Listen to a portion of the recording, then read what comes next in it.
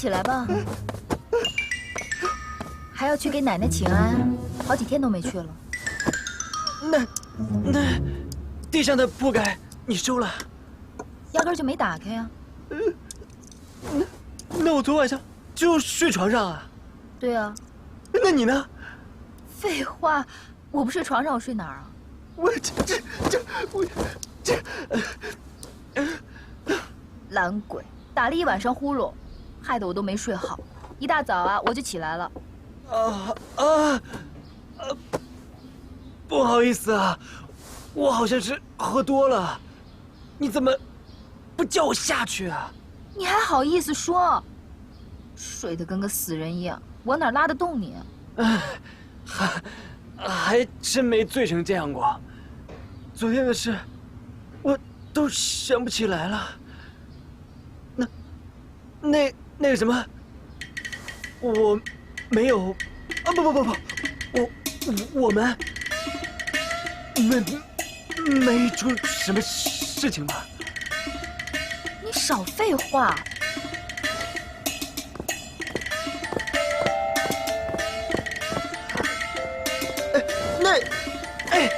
那我的衣服呢？一身酒气，桃花给你洗了。早点起来吧。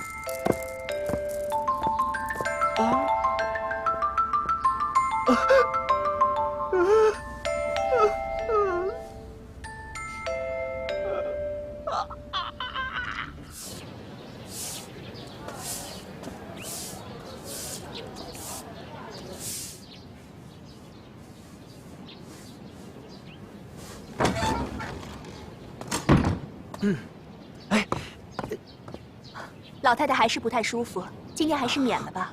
太太、少爷、少奶奶们，先回去吧。夏荷，好几天没见奶奶了，心里记挂得很。二少爷请放心，老太太的身体不碍事的，就是不爱说话，懒得见人。连我也不想见。倒是交代了话，二少爷外头公事繁忙，多注意身体。哦。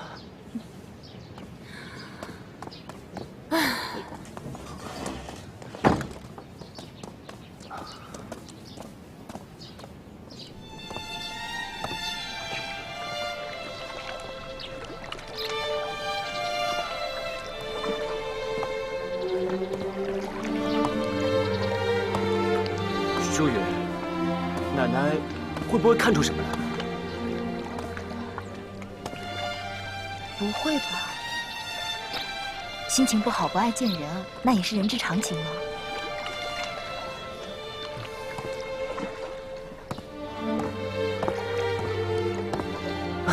可打从到这个家，还从没和奶奶3天没见过面呢。如今老爷没了，奶奶要是怀疑我，这个说都说不清了。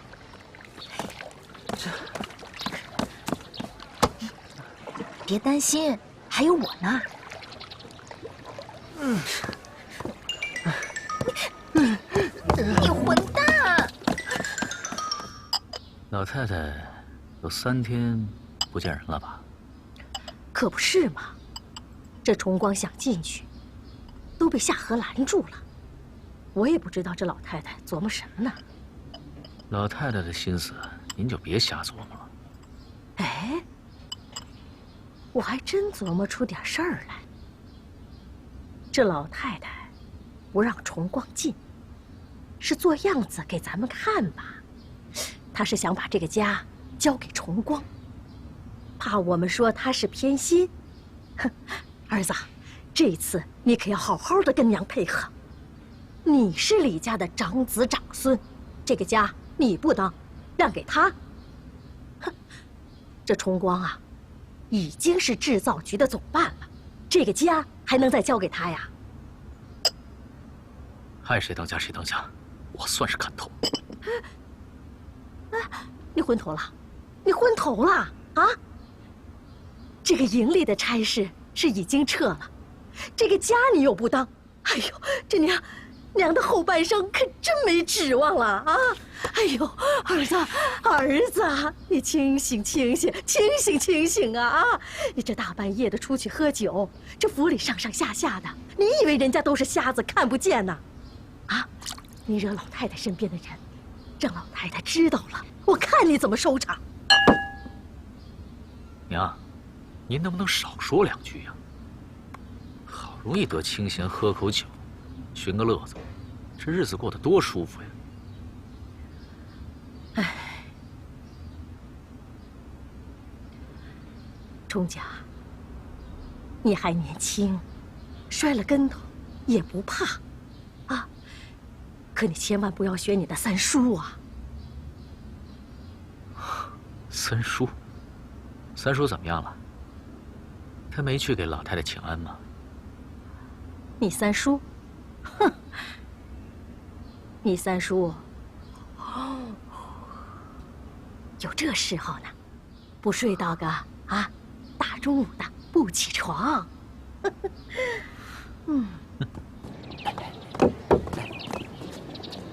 刘旺，把这炉火烧旺点啊！好嘞。三老爷，您请坐吧。你瞧，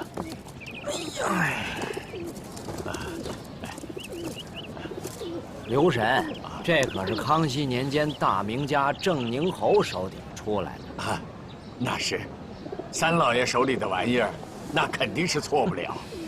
三老爷，您放心，我不敢不小心，这要是砸了，赔不起。哎，你就算赔得起，你哪儿给我淘换？是。哎，这款家彩珠泥细嘴小壶，当年郑宁侯满共也就做了3把，现而今估计也就剩我这1把。我那是好说歹说，花了500两银子，掏背了才让给我的。掏背了，那可是当今皇上的亲书啊！哎，您老人家跟他有交情？嗨，他呀爱唱2句，我给他说过。没想到，您对京剧也这么精通啊！这些玩意儿都是触类旁通。你以为我这些年就在外边闲逛呢？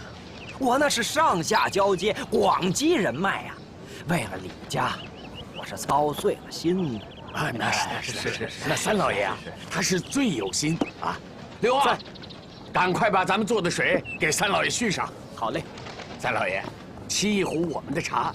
你看，凤凰单葱，400年的老树，听说是味道不错。哎，等，枯枝烂叶，你再把我这壶拐的坏了。那是，我们的东西哪入得了三老爷的口啊？刘旺，把水给续上。哎，等，您啊，还是拿走吧。这府里的井水呀，也就凑合吃，啊，拿这水沏茶泡我这个壶，那不是糟践我这壶呢吗？是。我告诉你们啊，这满广州城啊，它就没有能泡茶的水。哎呀，这番禺送过来的泉水呀，猛一喝还成，这细一咂摸，这味儿就不对了。哎，前年我在成都府，总督赵大人的公子送了我3坛高山雪水。哎呀，喝了那个水沏的茶呀，我这嘴是越发的刁了。如今如果不是因为二哥没了，这府里群龙无首，缺了我的不成。是。就单为了这口水，我就不爱回来。哎，谁让老太太就剩我这么一个儿子了呢？是。哟，这小丁儿吧，都长这么大了。是。小丁，下来，给三老爷请安。没有规矩，快下来。哎，你就在那儿吧，我正好有话要问你。这波鸽子啊，谁盘的？啊，我们瞎玩的，就是为了给院里添点动静。平常都是小丁侍弄。哦，这鸽子窝的位置很有讲究啊，你们懂吗？这真不懂。三老爷，您给说说。这鸽子窝呀，要么在前厅跨院，要么就在马厩。你说你们这当不当正不正的，在院里，多难看！再者说了，从风水上讲，这鸽子窝最忌讳跟正房成一条直线，那是压家主的运啊！你们自己看看，这鸽子窝正对着后面老太太正房，怪不得这2年老太太这身体不好，李家是麻烦不断，玉堂连命都丢了。哎呀，我这个哥哥呀，做生意持家是把好手，就这些方面差点意思啊！哎呀，赶快动手，把窝给拆了，挪地儿，挪地儿，不忙啊！我这话还没说完呢。这波鸽子谁挑的？我。怪不得，都是些杂牌大路货，飞出去还不够丢李家的人的，啊！西关李家养这路鸽子，真是羡慕。哎，我不在家，我二哥对你们一味的和善，你看看你们把这个家闹的，太不像话！一只不许留，全给我送后厨去！滚！哎，老丁啊！在。明儿啊，你派个人到我跟你说的那地方去，挑几对好的回来。是，那是一水的银链、铁翅、紫点子。哎，涛贝勒家养的就是这几样，也不贵。看我的面子，也就是50两银子吧。50两啊！这三老爷的鸽子我可伺候不了，太金贵。我这一点工钱也没50两。嘿，小兔崽子，你这是什么话？哎，三老爷，您可别跟他一般见识啊！上帝，快跟三老爷道歉！哎，你们父子俩仗着我二哥的宠信，在这府里骄横的很呢。如今我可回来了，这府里上上下下的规矩都得给我改改，以后你们都给我仔细着点儿。哎，是，三老爷教训的是。那就赶紧的吧。啊，三老爷，什么呀？账本啊？怎么着？我二哥死了，估计这府里的账八成也没人看了，指不定乱成什么样呢。啊，三老爷，这都是二老爷生前所定的规矩。这小账啊，日日结；大账啊，半月查一回。这肯定错不了。乱不乱，我一看便知。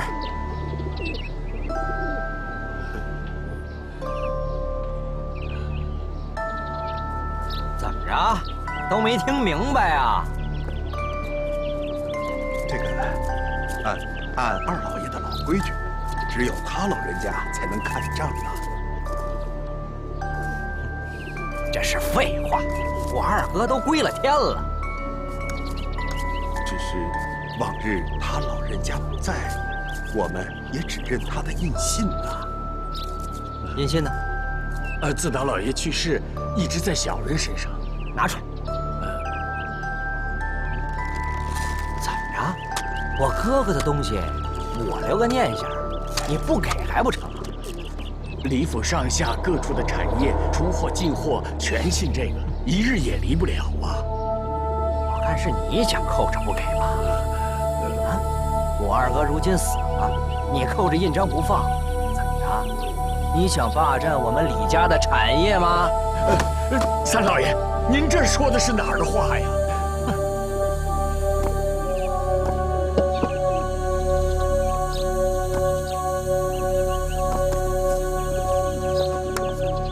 看看，上等的老坑田黄料，金石大家赵尔谦的身份，配得上你家的身份吗？啊？都看清楚了，玉安居士，李家你们三爷我，李府新当家的，啊，都看清楚了。接着，老丁啊，这印章换了，可是你该干的差事，该怎么着还怎么着。二哥怎么待你，我还是怎么待你。但是你要听清楚，李府的天儿变了，以后你给我仔细着点儿。三老爷，老爷一走，小人就回过老太太了。老太太让小人暂管府里印信，代理府里大小事情。如今三老爷要当家，那是应当应分，可也得让老太太给我句话呀。你是敬酒不吃吃罚酒是吧？我不敢不敢。大胆的奴才！站住！谁也不许走！没事吧？走开！你敢拿老太太来吓唬？老太太是谁呀？那是我亲娘，还能向着你不成啊？老太太这几天身体不好，近日又悲伤过度，我一个当儿子的不能替她分担，还得让她老人家替我操心。你这是置我于不孝啊！你一个李府的奴才，既不忠又置我于不孝，可别怪我不给你这张老脸。来人呐，把这个无法无天的老奴才给我吊起来！哎，这还是不是李府的天下呀？啊！李府的人来了。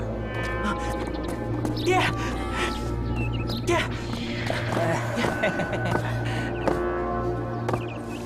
没事吧？哎呦，淑云呐！老丁，你想办事沉稳，怎么三老爷一回来你就得罪了他老人家了？三老爷闹着当家查账，还逼着我爹他交出老爷的印章，我爹他那还不是应该的。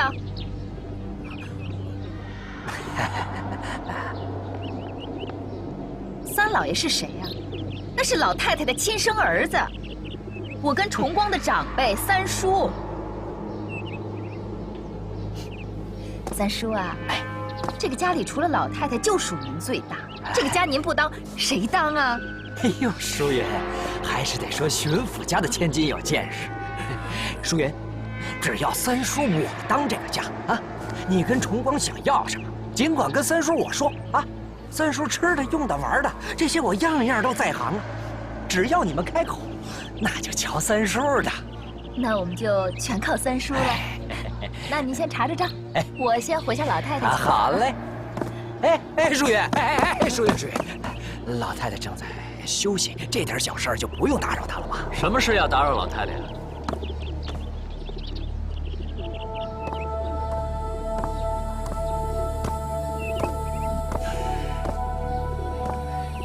崇甲呀，我跟崇光两口子聊点家里大事儿。你久在军营，家里的事生疏，就别瞎打听。三叔您教训的是，崇甲呀，就是来替老太太传个话。老太太刚才累了，打了个盹儿，这会儿精神好，想要见三叔和崇光。他是要有大事要说。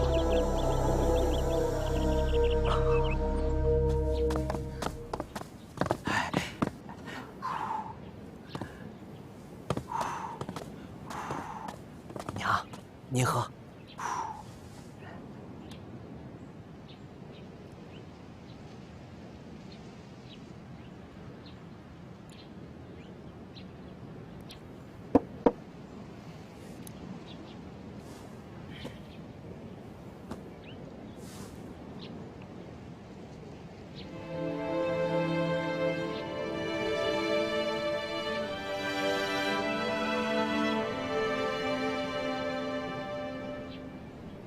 玉安，儿子在。你姓什么？娘，您这是？你姓什么？娘，我是您的亲儿子，我当然姓李了。崇甲，你姓什么？奶奶，我是您的亲孙子，我姓李呀。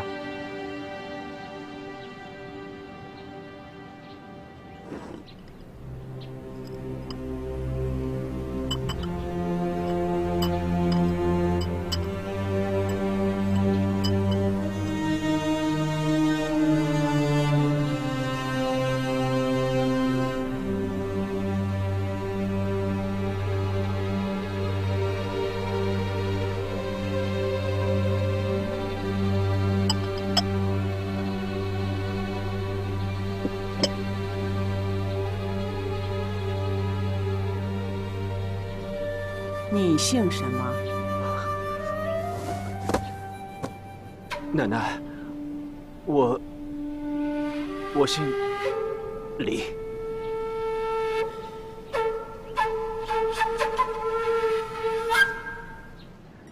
好，都姓李，很好。可是，在赎买制造局的事上，崇甲主张卖，崇光开始也同意了。最后在签字的时候，崇光突然变卦了。一件事情，兄弟俩针锋相对，究竟哪一个是为李家着想，哪一个存有思念？奶奶，兄为先，崇甲先说。是。奶奶，崇甲一切都是为了李家，自然毫无私心。至于崇光，我崇光弟弟更是没有私心。这话怎么讲？奶奶，咱们李家谁也不想掺和到制造局里面，这都是被逼的。什么官督商办，说白了，咱们就是人家嘴里的一块肥肉，官场争斗的一粒棋子。家产填了无底洞也就罢了，可是祸事还是一件连着一件。可怜我二叔，还有奶奶如今也不能颐养天年，还得为了这些事情担惊受怕的，一切都是我们儿孙的大不孝啊！崇家以前只是想着怎么才能从这个死局里边逃出去，只要能够逃脱出去，就算我们李家亏本也值了。可是崇光兄弟突然改变了主意，一开始我还想不通，可是经过崇光兄弟一番解释，崇家终于恍然大悟。此局错综复杂，咱们李家已经深陷其中。铁山和欧巡抚斗得你死我活，铁山又死死盯着李家不放。此时抽身的话，非但不能够保证咱们李家日后无事，反而失去了制造局这张牌，而且白白得罪了欧巡抚，失去了一大靠山。到那时，铁山随便找个把柄，都可以置咱们李家于死地。崇甲虽无私心，可终究目光短浅，只看到第一层，最多看到第二层。可是我崇光兄弟谋事深远，行事果断，颇有二叔之风范。更让我感动的是，这制造局总办外头瞧着光鲜，实际上就如同坐在火山口一样，随时都有杀身之祸。崇光本可以带着舒云去英国接着念书，可是他为了我们李家毅然决然地留了下来，此乃大智大勇啊！我对崇光弟弟是又敬又爱。崇光弟弟，哥哥无论是才干还是谋略，都不及你，只剩下手足之情和一片赤诚。以后弟弟无论是在家里还是家外，只要是需要哥哥帮衬的，哥哥定当是尽心尽力。大哥，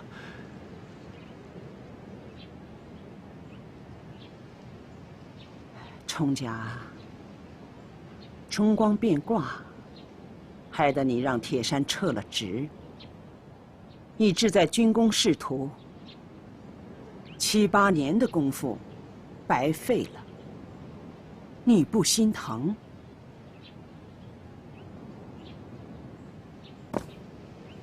奶奶，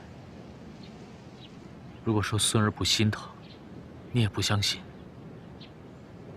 可心疼又有什么用？孙儿现在想明白了，我与李家是不可分离的，李家荣我就荣，李家败我就败。苟能与李家有益，崇甲是个人前程，如浮云。好啊，难为你这么识大体。只要你们兄弟俩同心同德，互敬互爱，我相信，你将来的前程会更好。谢谢奶奶。为了李家，不顾一己私利，崇光，你是这样吗？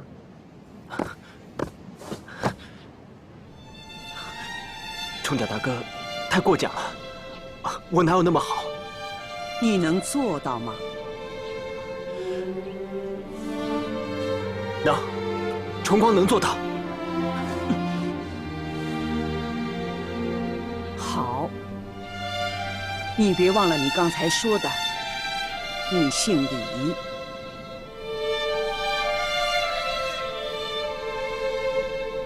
是。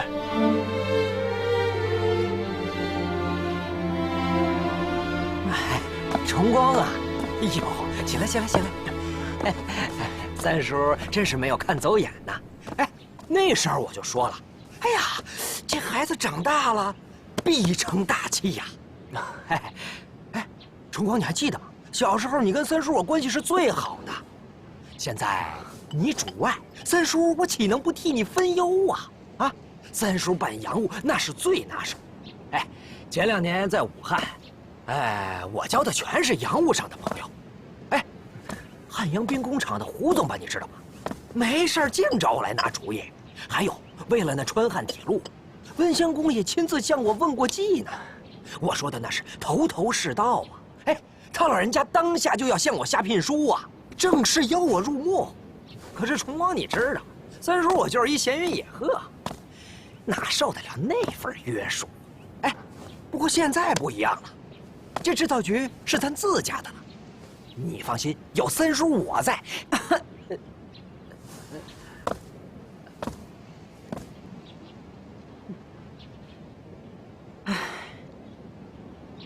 制造局的事，崇光干得不错。我现在担心的是，咱们家这一大摊子，玉堂走了以后，这么大的家业。得有个新当家的。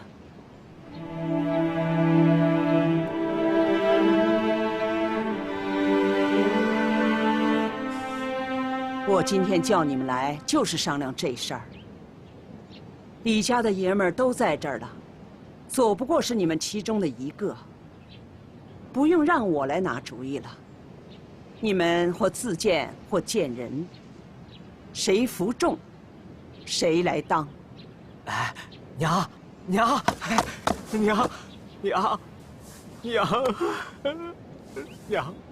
儿子早年荒唐，竟惹您老人家生气了。这些年，儿子游历在外，无时无刻记挂堂上老母啊。所幸有玉堂老成持重，弑母至孝，儿子稍微能宽心些。可如今，二哥他。玉堂啊，我的二哥！娘，儿子一闻噩耗，我是疲乏妻妾，日夜兼程的往回赶呐。一是为二哥灵前至孝，二是弥补老母膝下空虚。您老人家现在就剩我一个亲儿子了，儿子从此再不离开母亲半步。以后，饮食、汤药，尽心侍奉。您100年之后，儿子结庐墓前，守孝3年，以报慈母之恩呐。好了，你在外边能有长进，我也就放心了。娘，行了，娘，儿子除了不放心您老人家，还有一个就是不放心这份家业呀。您看2位侄子都还年轻，崇光又久在外忙，崇甲又在军营，缺少家里历练。如今儿子回来，哪能再把这些推给孙辈呢？就让儿子再多受累2年吧。啊！崇光，你吧让三叔我当家啊，就免了你的后顾之忧，专心打理你的制造局。咱叔侄俩一内一外，保准不出2年，一定让李家又上一个台阶儿。啊，冲家，你看你的差事丢了啊，必是你的工作有问题，为人处事不力。以后你还年轻，啊，不要着急，多跟着三叔吧，跑跑腿儿，打打下手，哎，多历练，多跟着三叔学，是不是？以后出去不会再栽跟头啊！谢三叔栽培。老三，过来。哎，娘，你这要自荐？哎，娘，儿子是想为李家多出点力呀。好事，好事。哎，崇家，你是自荐还是荐人呢？崇家见人。见谁？崇家见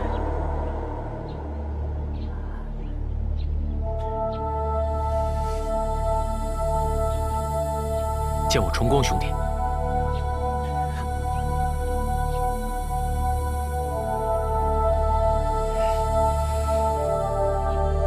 哦，那崇光已经是制造局的总办了，再当这个家，怕是忙不过来呀。恐怕崇光兄弟只能不辞劳苦了。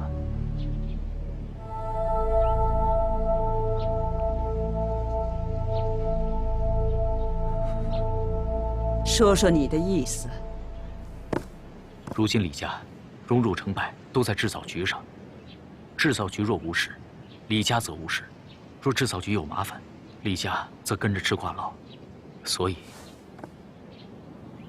要维持好制造局，那必须号令一致，内外权柄皆操于崇光之手，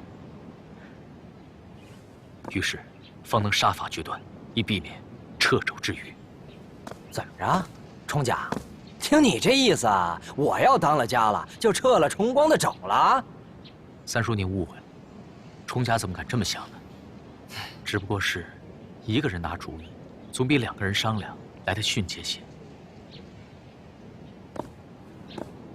另外，我们李家想要与铁山等人周旋，必须要紧紧拉住欧巡抚这个强援。崇光是欧巡抚的女婿，欧李联合，说到底肯定是要落到他身上。无论从哪个方面讲，这个家都得由崇光兄弟来当。可是，你是李家的长子长孙，是崇光的兄长，你心里不觉得屈？心里无私，自然会不屈。你娘怕是又该来闹了。我娘她是个糊涂人，奶奶您多包涵。崇光，你是自荐还是荐人呢？崇光自荐。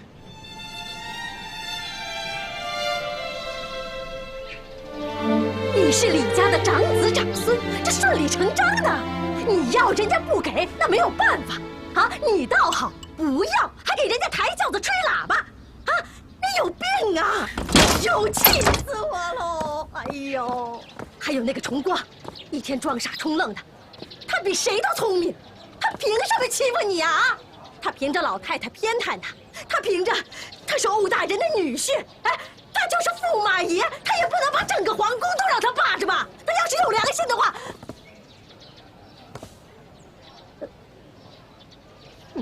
大伯娘，我怎么没良心了？哟，这不是制造局的总办吗？李家新上任的爷们儿，您屈尊到这儿，可折煞我们孤儿寡母喽。大伯娘，这当家只不过是替大家出力办事罢了。在这府里论资格，除了老太太就是您了。老太太100年之后，您就是老太太。崇光当这个家，别的先不提，我打算好好孝顺孝顺大伯娘。哟，哥哥在家吗？崇光，快请进。啊，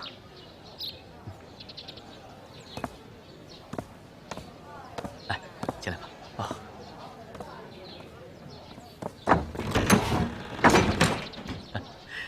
你别介意啊，我娘就是这个脾气，不明事理。哎，哪里会？你放心。今天早上，我听说三叔在账房闹着要当家，我怕老丁和你对付不了，所以赶紧去回了老太太。老太太如今，我是真服啊！平日里装聋作哑，可胸中自有丘壑。大主意早就拿好了，她让我立刻去叫你们。如今，这当家的事情都弄清楚了，三叔以后也就不会再闹了。还是大哥您行事周全。我看老太太好像有点怀疑我。怎么会呢？老太太要是怀疑你，怎么能把家交给你呢？你多虑了。也许吧。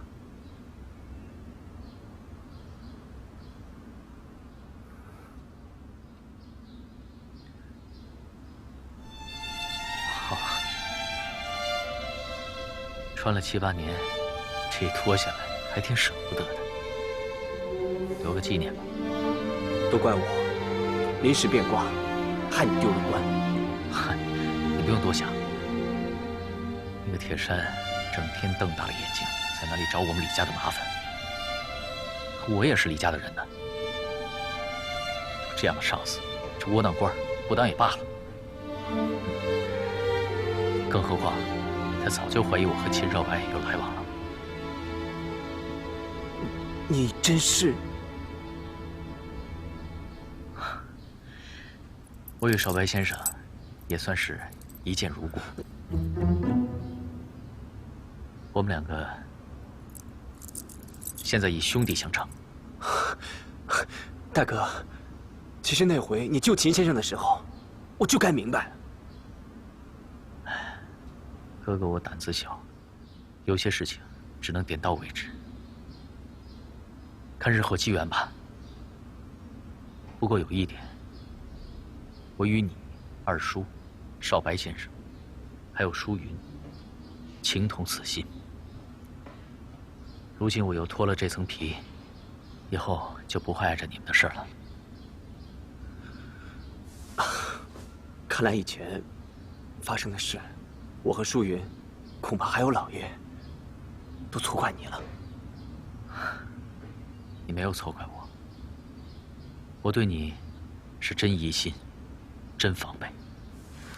对二叔也是真有意见，可是谁没有点私心呢？谁又没有糊涂的时候？可造化弄人，有谁能敌得过时势呢？时势把你我还有舒云，都逼到了李家这一条船上。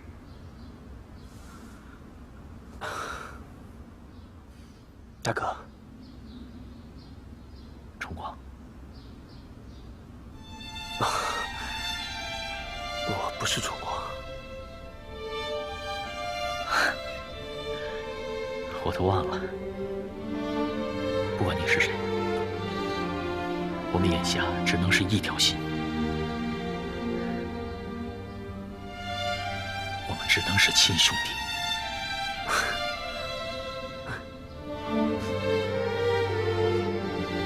照你这么说，这李重甲还是个好人嘛？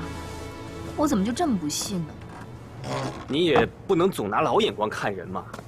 老爷活生生被铁山害死，他自己也被踢了出去，难道这些还不能让他回头？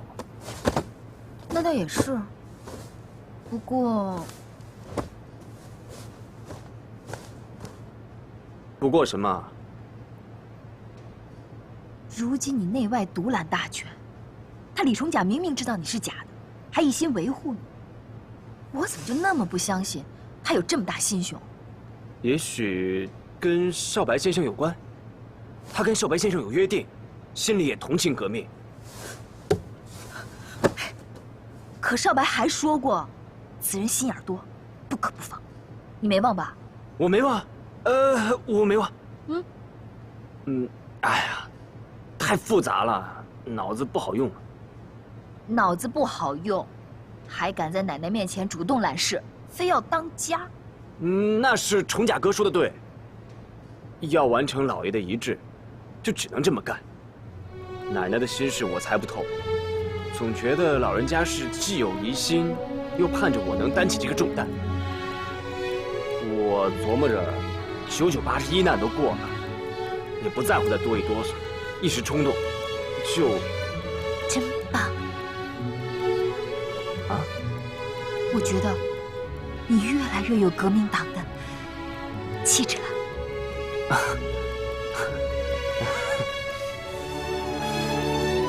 好了，不要想了，走一步算一步吧。不早了，睡吧。好。晚安。